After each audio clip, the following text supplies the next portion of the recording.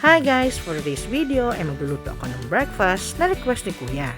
Kaya tara, samahan niyo ako magluto.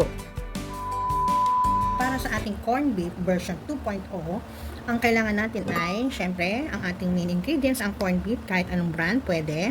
And then, itong sibuyas, panggisa, butter, quick melt cheese, ito yon nakayod ko na, eggs, at corn kernel. So, yan guys, kasi ito nakita to ni Kuya sa Facebook. Sinend niya sa akin, gusto niya nito. So, tara, pagbigyan natin si Kuya. Gusto niya ng masarap na corned beef, pagluto natin. Kaya tara guys, samahan niyo ako magluto.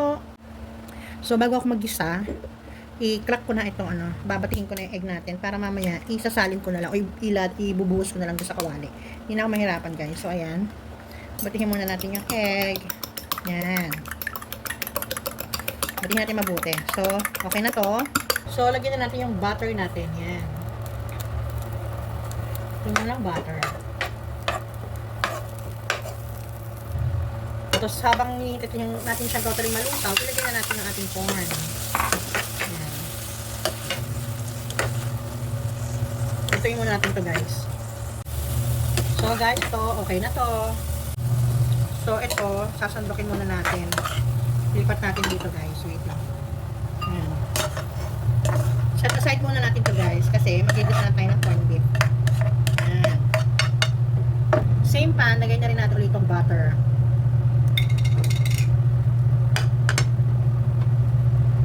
Tapos lagyan na natin yung ating onion.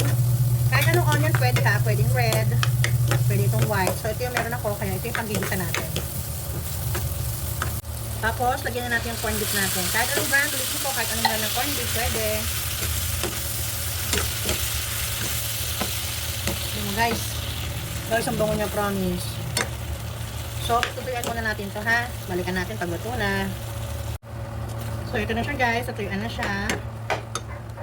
Lalagyan na natin yung ating corn. Yan.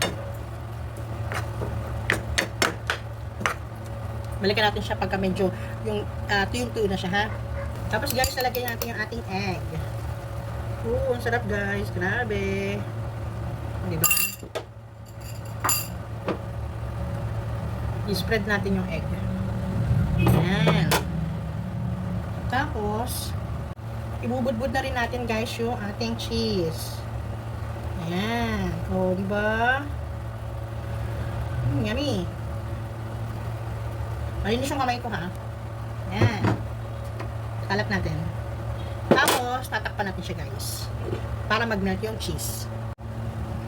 Tara! O, diba? Kumikibot-kibot pa. Luto na siya guys. Tara, kain na tayo.